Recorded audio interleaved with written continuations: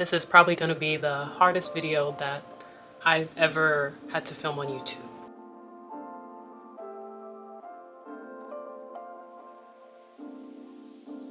Hi friends, my name is Hunter Bernay and I'm a country bumpkin residing in the beautiful Seoul, South Korea.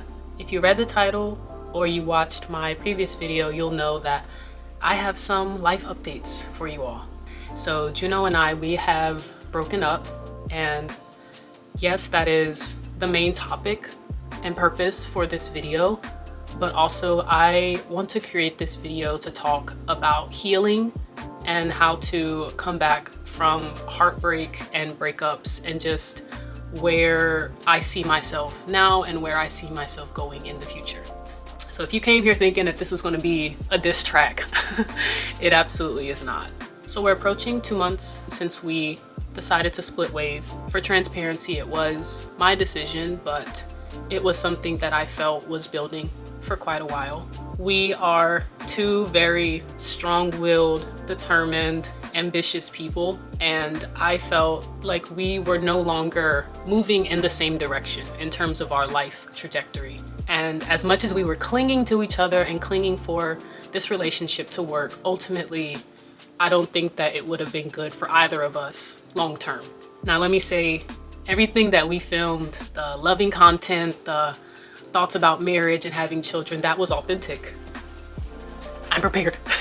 Yeah, he was the love of my life and my first love, someone who I saw a tremendous and happy and bright future with. So to now be sitting here and making this video and breaking this news officially to you all, it's really hard to do. Now, I know we're not some famous couple and I don't need to draw this video out because we're just two people living in this world, and I just so happen to be someone who shares part of my life online. But I invited you all into our relationship and our bond and our life here in Seoul, South Korea, so I felt entitled and the desire to share that things have transitioned. I do have some pointers. I took some notes just so that I could stay on track with some flow of consciousness.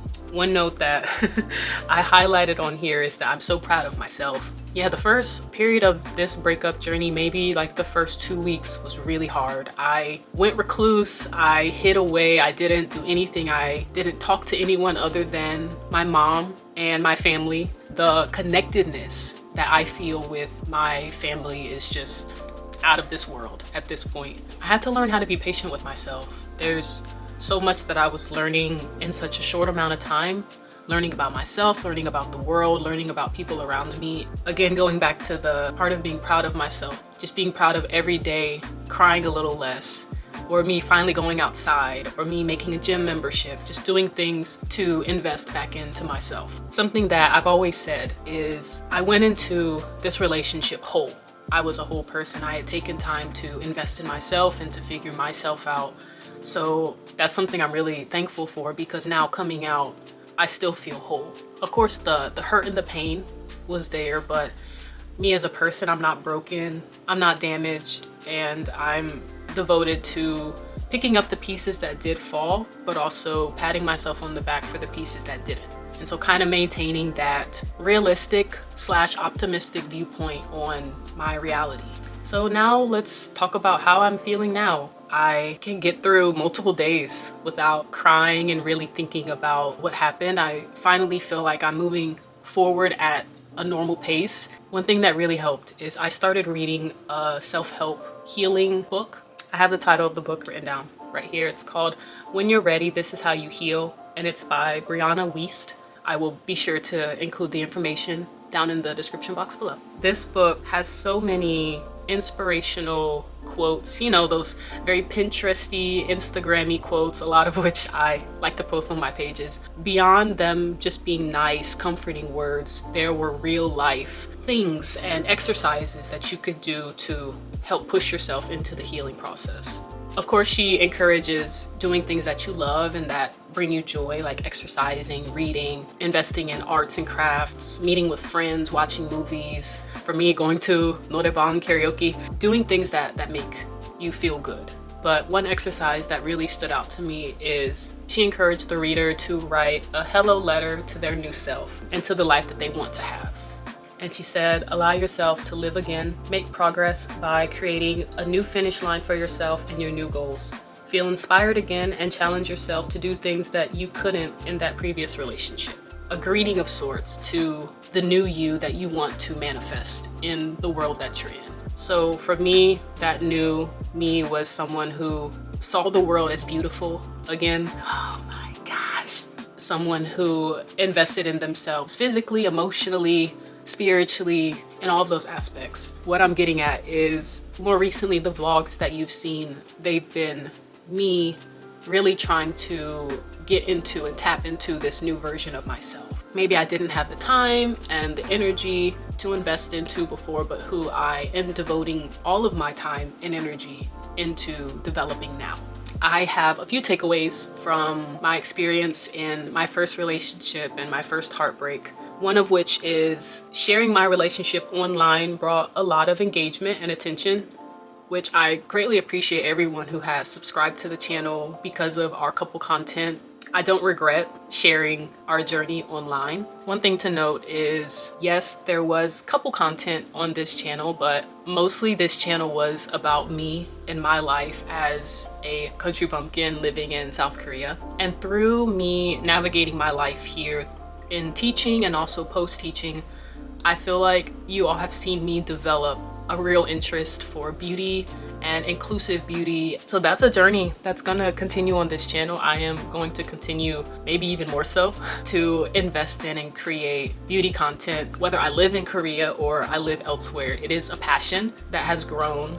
So on the previous video, first off, thank you to everyone who left such beautiful comments. I did my best to come back into the video and respond to comments and like and heart messages. One message in particular really stuck out to me, and I actually wrote down the quote because it's something that I wanted to add to my life in this new season that I'm in. And the quote read that you should love and also save space to love again. That this isn't the end of my love story, and that people sometimes come into your life for a season and it's always for a reason, but that season isn't always indefinite. Sometimes it's finite. I refuse to let the stories of my past dictate my future. I'm also not going to personify my feelings and my experiences. Yes, in the moment, I feel those things and I have those experiences, but they are not representative of me as a human being. I am able to evolve and transcend all of those things. So those are aspects that I'm taking with me as I continue to navigate this season. But this season is not me, I guess is what I'm trying to portray through the camera. So my next chapter that I wrote down is what's next. And literally underneath it, I wrote, I don't know. I don't know what's next. Right now, I am investing into myself emotionally and like healing, but also I'm thinking a lot about my professional trajectory and what's next for me in that area. I'm getting ideas about like future plans and things that I can do, and also contemplating if going back to the US would be a better place for me to start this journey. I'm currently navigating all of that and thinking about my options and what's best for me. So the last chapter that I have for this video is called Addressing Critique. I titled this chapter that way because I want to make it very clear in this video, the Hunter Brene channel is my channel. This is my video diary experience for my life, no matter where I live, no matter what I'm doing. And I upload it for viewers to enjoy and to comment on. And I appreciate everything that has come from this channel and the opportunities that have come from here as well. I do want to take ownership and accountability for creating such an open communication opportunity between me and you all.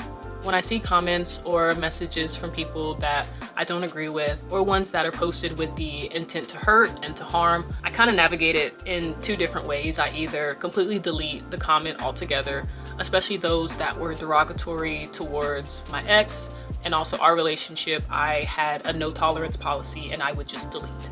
For the other ones where I felt like there was a teachable moment, I would often respond and keep it short and sweet. Sometimes, not always short and sweet. And of course there are the DMs and the emails that I would receive where I would often respond respectfully and hear the person out, but then also share where I'm coming from or my viewpoints, etc., etc.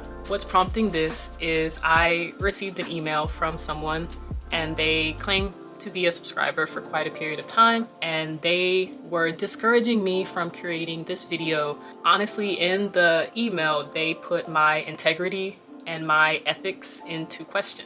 I am not someone who's going to argue with people online. I'm very chill. But one thing I want to say is anyone who chooses to share their unsolicited advice or critiques to a total stranger online should really think about their motive. Think about how and why you feel so comfortable doing that to someone who you don't really know. At the end of the day, I encourage everyone who's watching this to just think. Think before you hit send, think before you hit submit, because I'm a real person, my ex is a real person, and there's no excuse for any hate. Now, I'm not saying that the email that I received was hurtful or harmful per se, but what I'm saying is a boundary was crossed and I am not comfortable with that boundary being crossed. So here, right now, I want to address that. Yeah, and I didn't want to belabor, I didn't want to go too much into it, just I have boundaries. I choose to share what I share on this platform for a reason. I still maintain my privacy in many ways. Like, even look at this video. I'm not here to give details about anything. I'm just sharing how I'm feeling as I move forward on my channel and also how I move on with my life. Yeah, as someone who does share their life online, I am completely comfortable coming on here and telling you all how I'm feeling and what's going on. I hope that all those who were invested watch this video, and now the ball is in your court. If you choose to stick around and join me on my life and where it's going from here, welcome.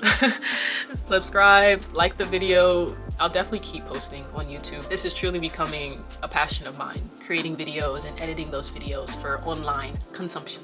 Yeah, if you were here for the international, interracial content, I completely understand if you choose to unsubscribe. I don't blame you in any way, and I thank you for spending the time with me and with us up until this point. Yeah, moving forward, I am just gonna keep doing my best. That's ultimately all that I can do, and I am empowered, I am whole, and I will be okay. So this feels like the official end. We took our time to end things together. We met and settled everything, and this really feels like the closing of that chapter, the end of that chapter. Thank you once again for watching this video. I hope that some of my words brought some sort of comfort and solace for anyone who's also going through a tough time of loss or transition or heartbreak. I watched so many videos before filming mine to build my confidence. Yeah, I'm belaboring I'm belaboring the ending, but thank you all for watching, and I'll be okay, and I'll see you next time.